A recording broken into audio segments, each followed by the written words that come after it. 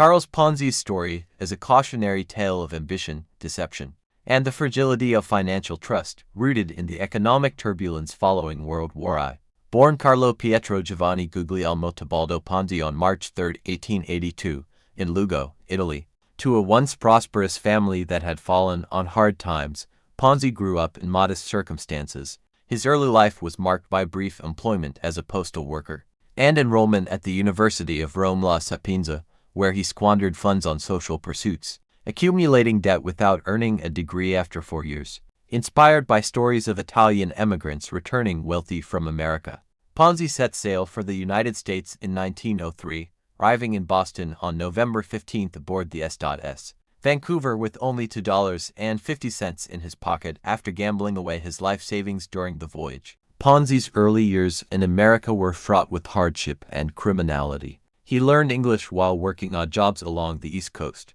including as a dishwasher and waiter, but was fired for theft and shortchanging customers. In 1907, he moved to Montreal, Canada, joining Banco Zerosi, a bank catering to Italian immigrants. There, he rose to manager but uncovered the bank's insolvency, as it funded high-interest payments on bad real estate loans, using new deposits, a classic pyramid structure that foreshadowed his own scheme. When the bank collapsed and its founder fled to Mexico, Ponzi, penniless, forged a $423.58 check in 1910, leading to a 3-year sentence in St.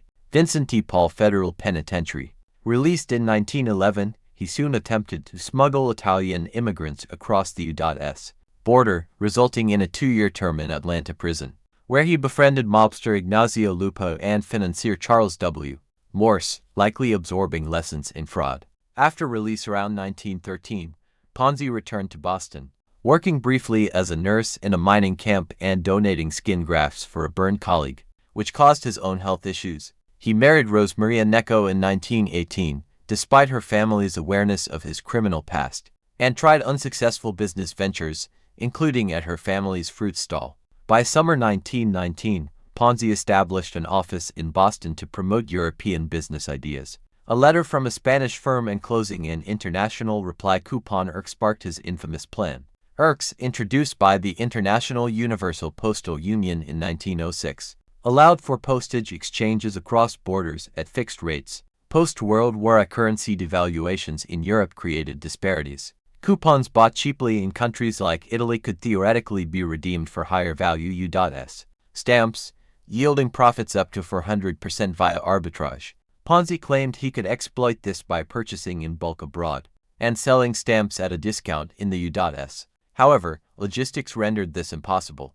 Limited global coupon circulation, only 27,000 available versus millions needed. U.S. Postal Service redemption caps at 10 per lot, and countries exiting the system like France and Romania. Banks rejected his loan requests, so Ponzi turned to investors, possibly inspired by William W. Miller's 1899 520% Miller scheme that defrauded $1 million.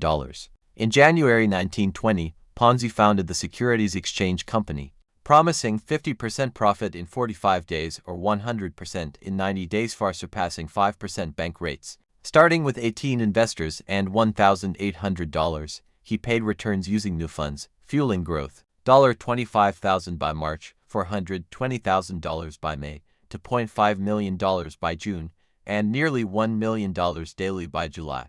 He hired agents in New England and New Jersey, deposited in Hanover Trust Bank, eventually gaining control with $3 million, and drew diverse investors, including immigrants, 75% of Boston's police force, family members, and even a Kansas banker with $10,000. Many reinvested, mortgaging homes to fund more. Ponzi deceived by projecting success. A luxurious Lexington mansion, Locomobile automobile, bringing his mother to America, and charitable donations like $100,000 to an Italian children's home. He kept rudimentary records on index cards and refused to disclose details, claiming secrecy from competitors. The U.S. Postal Inspection Service suspected fraud due to insufficient global work volumes to support his claims. No direct complaints arose as early investors were paid, but scrutiny mounted. Ponzi won a $500,000 libel suit against a critic, but a furniture dealer's lawsuit over unpaid bills raised questions. A July 24, 1920, Boston Post article ironically boosted investments to $250,000 daily. However, a series starting July 26 exposed flaws. Financial analyst Clarence Barron noted the coupon shortage and Ponzi's low-yield personal investments. The U.S. Post Office confirmed no bulk dealings overhead negated profits. A panic run ensued, but Ponzi paid $2 million in 3 days to calm crowds. His publicist, William McMasters, denounced him as insolvent in an August Post article, revealing debts of $24.5 million against $7 million claims. Massachusetts Bank Commissioner Joseph Allen seized Hanover Trust on August 11. After discovering overdrafts, Ponzi's assets were overstated.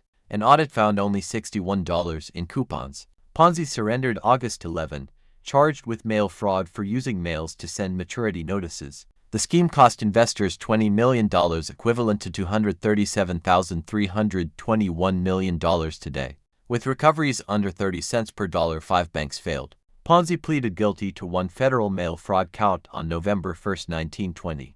Receiving 5 years from Judge Clarence Hale, released after 3.5 years in 1924. He faced 22 state larceny charges. The Supreme Court ruled no double jeopardy, acquitted on some, convicted on others in 1923. He was sentenced to 79 years as a common and notorious thief.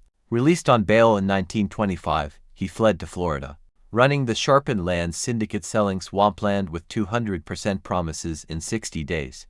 Convicted in 1926, he served 1 year but appealed, fled again, and was recaptured. Served full Massachusetts term until 1934, then deported to Italy on July 13 after pardon denials.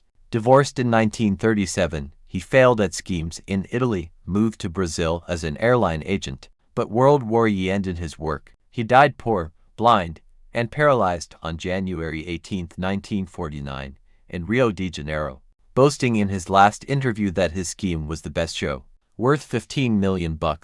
Ponzi's legacy endures. The term Ponzi scheme describes similar frauds, influencing culture through media portrayals and serving as a benchmark for scams.